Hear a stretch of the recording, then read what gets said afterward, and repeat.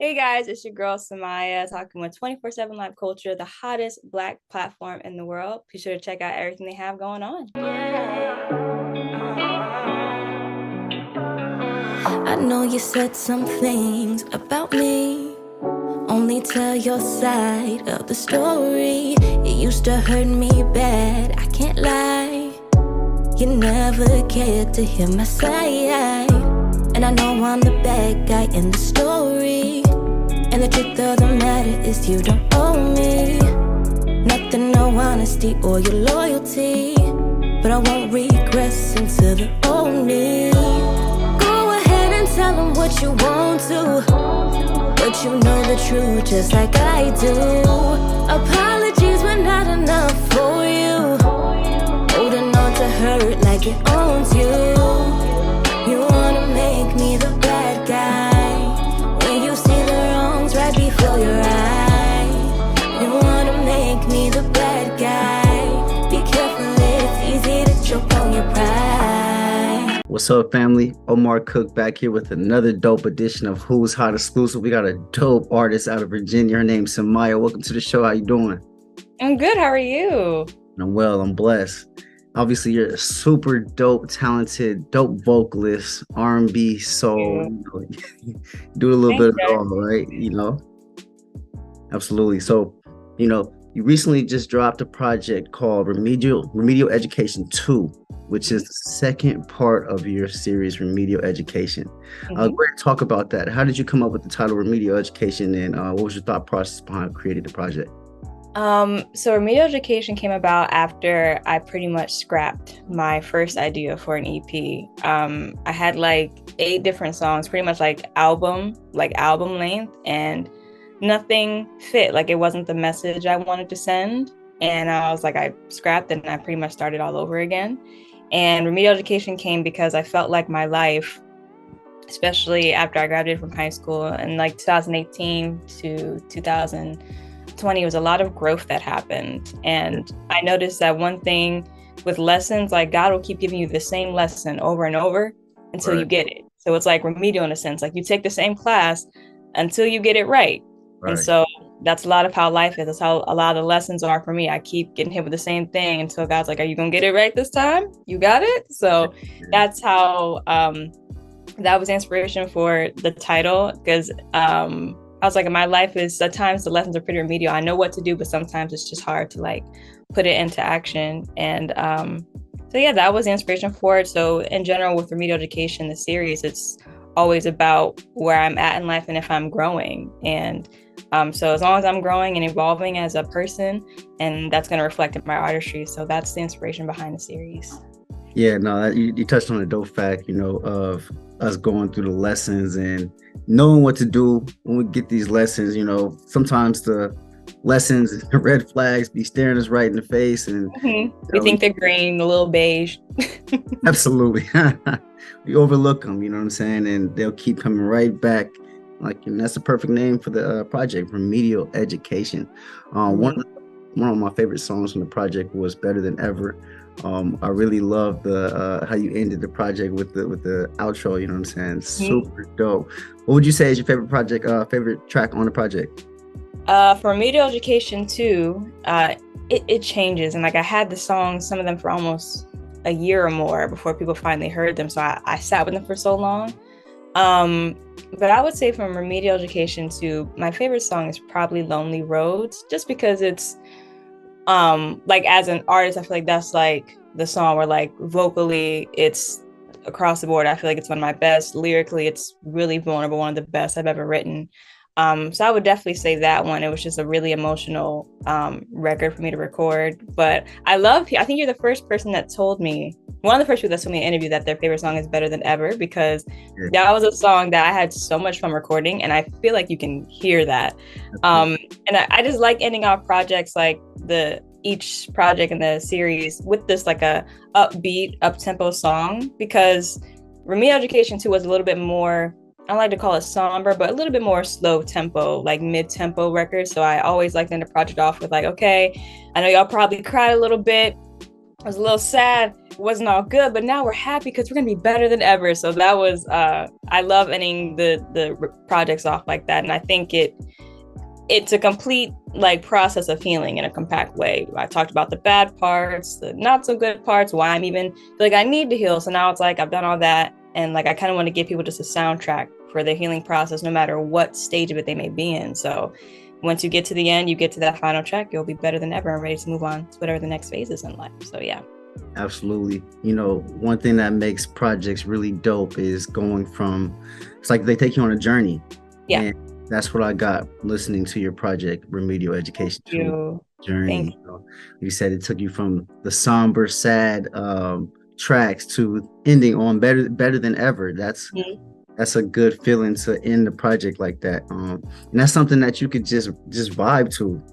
You know what I'm saying? It was a song for me production wise. I was a little not out of my comfort zone, but I never really tried anything like it before. I had a very like 90s 80s boy band type of feel, and I'm a big boy band person, you know, so I was like, I just feel like I like how this feels. I like that it's upbeat, and I'm also an artist because I sing and I pride myself on being a vocalist. I tend to stay away from things where there's a lot of pitch vocals, but that was the first time I'm like, okay, I don't feel like this pitch vocal, this sample is competing with me. I feel like it's just blending out. And there are some songs, like as an artist, where you listen to the production, it's like, okay, the production and the beat is doing a lot for me, so let's just vibe it on, let's keep it simple. That's why in the record that I just kind of repeat the chorus. We got to, like, the arrangement of it is like pretty simple because I want to let the production just kind of get people in that mood to feel good. So yeah, I think that was actually the very last song I recorded. So I kind of go through that journey with you guys in a sense, like those last few songs, that was the very last one. So it felt like it's done, and I actually feel better than ever now that it's done. So yeah.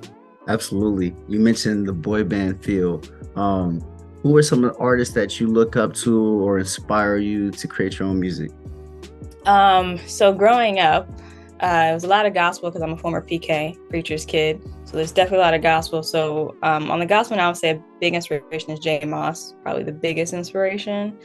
And then in general, like just like my sound now, JoJo, Tori Kelly, Anthony Hamilton. My dad played him a lot. I think that's really where I started to fall in love with like songwriting was Anthony Hamilton and Life Jennings, just that storytelling aspect, and they're just so honest. So those are definitely some like my main inspirations, especially the way my music has moved into more of a neo soul type of space, just naturally. So a lot of neo soul and R&B has influenced me a lot, and just gospel obviously just growing up. So those are some of my main influences. And I think lately, like we just talked about bands, boy bands, but like a band that I really love is Mint Condition. Yeah. And I've grown like, this week, I listened to Mint Condition for like 72 hours straight. I listened to literally nothing else.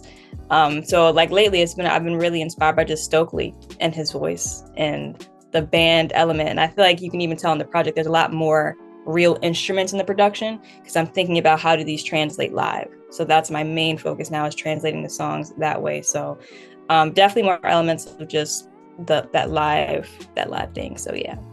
Yeah, I could definitely see how that could translate to the live performances. Do you have any up, or are you looking to do any performances out in Virginia? I definitely want to do more open mic nights just so I can get back in the feel of performing. And this will be the first time that like I have like a actual set list of songs. I have a whole, plus like I can actually perform my own music now. Before, when I did them, I just only had a few. Some of them I don't even see the light of day now. Kind of forgot about them. But yeah, I definitely want to do more open mic nights and things like that, just so I can hear the songs live for myself and get people's live reaction to the music as well. So, and right now there's nothing planned for certain, but definitely in the next few months is something I want to do. And I also have been trying to work on doing, just for YouTube, like a live rendition of some of the songs, just with the band and everything, so we can have it that way as well. You mentioned being a PK's kid, you know, and growing up on gospel music. What was the moment that said, hey, I want to do my own music and I actually want to put it out to the world? Wow, I think that's the first time somebody's actually asked me that. I think, well, okay, growing up, I was very, very shy. And so music in general is what has brought me out of my shell. So growing up, you know, I was did church choir, tried to do the praise dance thing. I punked out last minute, didn't do that. So, I kind of liked the whole choir aspect, and that continued as I got into high school as well. Going to a private Christian school, so I was in choir, did solos, so that helped me. But I think the moment was, there was an open mic night at Barnes & Noble that my dad was hosting for this youth group ministry that he had. And I performed earlier in the day with one of my friends. We did a cover of Fireflies by Owl City. So I can already give you whatever it is, what time we're in. And we performed it a cappella. She was in choir with me. And that was also like my safety net. I was still very shy. But then later on, there was an artist that got on. He played piano and he started singing Just the Way You Are by Bruno Mars. And he was like, oh my gosh, guys, I forgot the lyrics. We're just vibing. It's, 6, 7, we're just vibing, having a good time. No one's really tripping. And everyone in the crowd sees me singing along. And he looks at me. I remember his name was Jeremiah. He said, you know the words? And I'm like, yeah.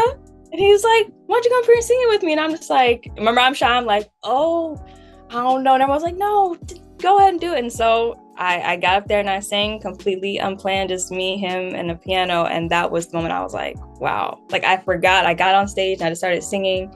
And I was like, I love this. I want to do this. And that was the moment. So that happened when I was performing a cover. So That's crazy. That's crazy that moment was the moment that propelled you into what we're seeing now. You dropped. Yeah.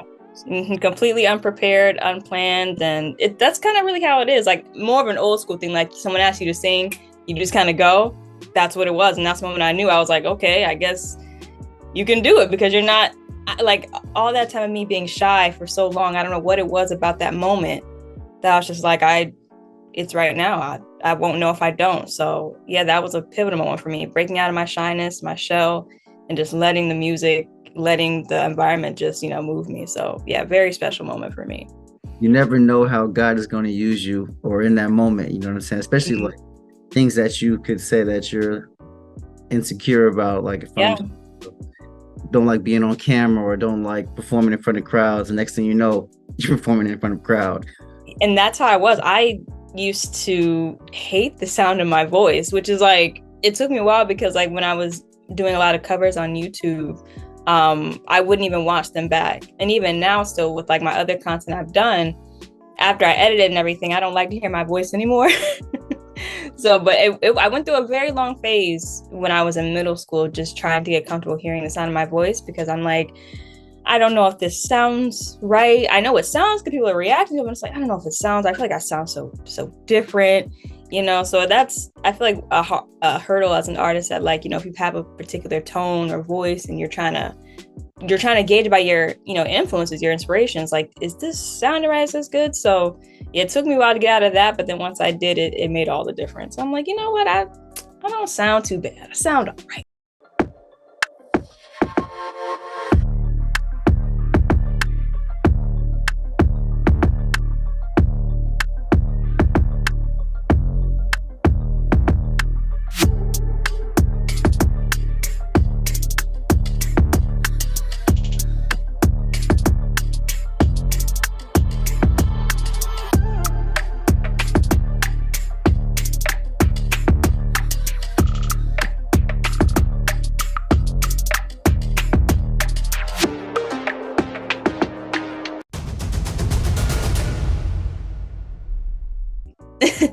Glad that you came to your senses and really talents, because now we got some dope music to listen to. For sure. The world and industry needs some real authentic artists that are pouring their real experiences into the music, and that's what we're seeing with you. Thank you. Yeah. What's next? I know you already just dropped this project. I know you have more though coming. What's coming? Yes, I am working on, this is an exclusive. I haven't told anyone this yet. I've literally been working on it. But I am working on an anniversary edition, a small anniversary edition to celebrate Remedial Education 1 and 2. The Remedial Education 1 came out on October 2nd, 2020. Remedial Education 2 came out on October 2nd, 2022. And so it's going to be a little late. I'm not going to get it just right, because I kind of, life happens, and I wasn't, trying to get myself to record, and it was a confidence thing, but it'll definitely be out in October. I'm halfway through it. It'll be songs people know and love. Like my first single, Got Me, is on there, an acoustic version of that, that'll be the first thing people hear. And then songs from Remedial Education II, and then a brand new song that no one has heard. So I know, like, people always like, they want new music. So I'm just like, okay, I'm gonna give you that, but let's celebrate this, and then I'll give you one new thing. So, try to make everyone happy. Are you planning to do any like music videos for your upcoming projects? Yeah, so I definitely still want to do a music video for Something Better. That is a song that everyone's like, that's my favorite song. I want a video for it. And that's one of my favorites as well. It's like the one that, like, out of all of them, people really took to. I was surprised because I thought, when I look at my analytics, I thought it was going to say like, oh, Better Than Ever is the most streamed song, but it's actually Something Better. Yeah, so I want to do a music video for that. And I think with some of the more on the project, there will be like more acoustic and like stripped back songs. So just some live renditions of that is what I would love to do too. So definitely I want to get some visuals to go along with this project, and kind of put it out there for people that have been rocking with me for a minute or just found out about me last year when I dropped it. So you're still fairly new as an artist, but the projects that you have released are, they're top tier. So thank you. Absolutely. You're just getting started, but I know you have a vision. So where do you see yourself in the next 5 years? So music for me is very therapeutic. And I have thought about this question, like the 5-year thing, because time for a very long time has dictated so many things. Because I feel like I got to be doing this by the time I'm 25. I I want to be married by 25. I want to have none of that. I'm way off schedule, but I would say in 5 years, I still want to be making music, because I feel like no matter what, like whether it's in a stadium full of people or it's like a more, intimate setting, music is therapeutic for me. It's an outlet for me. Like, yes, I make the songs so people can hear them and I put them out. But when I go to record, I have to get things off my chest. So it's always going to be a part of me. So I still see myself recording music, and hopefully just doing more live performances of it, more just getting in front of people more, and doing a lot more collaborations with my peers. Songwriting wise, I do a lot by myself. And even though I've done okay, I feel like some of the best music is made when it's a collaboration, because life is a collaborative process. I remember Usher said that during his Tiny Desk, and it really stuck with me. So just collaborating more with songwriters so I can kind of expand like my pen and just kind of bounce ideas off of other people, because I feel like one of the special things about that I've heard with songwriters is like being in a room and you guys just know in that moment that you have something special. So I think that's something within the next 5 years, next 3 years, that I really want to experience, being in a room full of people and we just know in that moment that we have it. So I know most people say like, I want to be on tour, I want to do this, I want to do that, but really I want to keep creating and keep getting better at it, because it's always going to be a part of me. So as long as I'm doing that, I'm happy. The big stage comes when it comes, and I'll be ready for it. That'll take you very far, knowing that you're doing it out of the, it's true to you. You know what I'm saying? Yeah. Just I'm doing it for fame or fortune. Mm-hmm. Yeah, 'cause I think some people, well, and it's not a bad thing, but sometimes as an artist, I think with the culture we are in, where it's kind of like a grind culture, like, oh, I gotta get rich, gotta get money. Like, I trust me, understand that, but it's like, I don't want to ever get to a point where my passion starts to feel too much like work. Then I don't enjoy doing it. So as long as I'm still able, one, to keep growing as a person, but I still am working on like just being a human being as well. That's why I'm able to make the best of my music. So, and people are like, well, don't you, like, you deserve to be a star, you the big stage. And I'm like, that sounds great. I love that you're speaking that into my life. But even if it's not that or not when I want it, I'm still gonna be happy, because releasing the music and writing it, and people just telling me, one person just being like, hey, I was going through that song helped me, I needed this.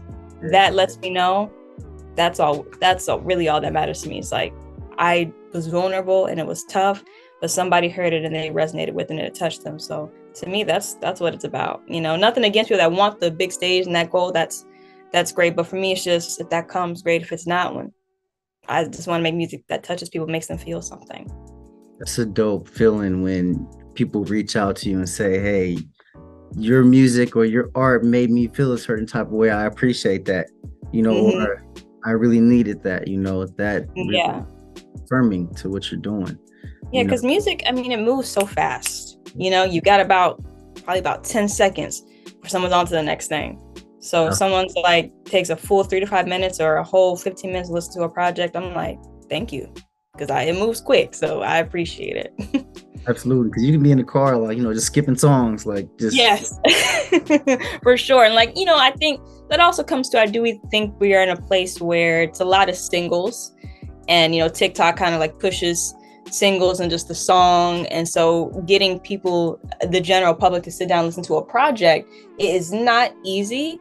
But I also think too, as artists as well, we have to get back to the habit of creating projects, bodies of work, because people that really do just love music will sit down and listen to it. So I just think it's, the time period we're in, things are moving a little bit faster, but whatever you're doing, if it resonates with people, they will stop, listen, and take it in. Absolutely. What's some like inspiration and motivation that you can give to other artists that are trying to come up in the game like yourself? I would say, I always get asked this question every time, and it's always something different I answer. But I would say just to make sure you are doing what you love for the right reasons. Like doing what you do, what is your motivation? What is your end goal? If you are doing music, you're designing, you're acting, whatever the case may be, just make sure you're doing it because you love it. Because, when you're upcoming, there's, you got to pay your dues. Some things you just got, that's how the industry works. And we both know that. So, but as long as you're doing it because you love it, you're gonna enjoy the process of it. It's not gonna be millions right off the bat. It's not gonna be overnight and viral for everybody. Some of us have a slow ascension. For some people, it's really fast. So I would just tell artists to just enjoy the process of you growing and doing what you do, because it'll be better in the end for you. And don't try to rush anything and let time dictate too much. Because I have been in that space where I look at my peers or other artists and I'm like, I should be here, I should be doing this, I should be on this stage, and it's not there. And that takes so much joy out of what you're doing. And I always say comparison is the thief of joy. So I literally wrote a song about it. So I would just say, just make sure you're doing what you love because you love it, and let that be the main motivation to keep you going.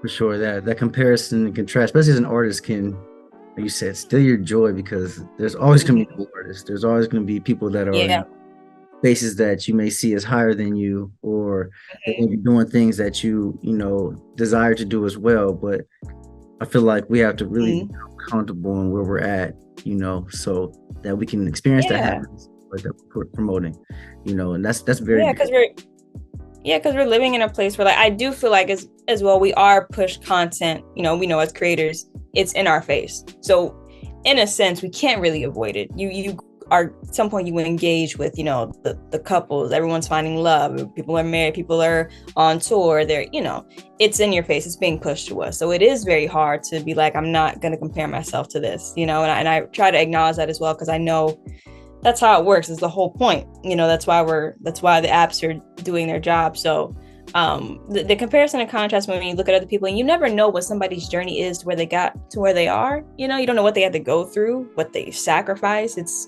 very easy to be like, oh, I want that, but you don't know what that person had to do to get there, what it took from them, what they may have lost. So I always try to be conscious of, like, when I say I want this, I'm like, you don't know what that person had to do to get to that fast or at this rate. That may be something you might be ready for or even willing to do. So I should be conscious of that when I think about the comparison thing. 1000%. Appreciate that inspiration for sure. And you have some dope stuff coming out in October. Where can people find you on social media? Where can they listen to your music at? My music is on all streaming platforms: Tidal, Spotify, Apple Music, SoundCloud, YouTube, wherever you can listen to it, it is there. My Instagram is just my name _ my TikTok, because I always forget my TikTok because I'm not consistent on it. My TikTok is just my name, and my YouTube is Gap Visuals only, so you can find updates on music and then any other content, even though I've been on a 9-month hiatus. That's neither here nor there, but they can find me there. So yeah, everything is just my name. Absolutely. Well, y'all heard from herself, Miss Semiyah. We appreciate you for coming through. Thank you for having me. Absolutely, absolutely. October, new project release. Y'all tap in. That's our episode. Way back when this would stress me out.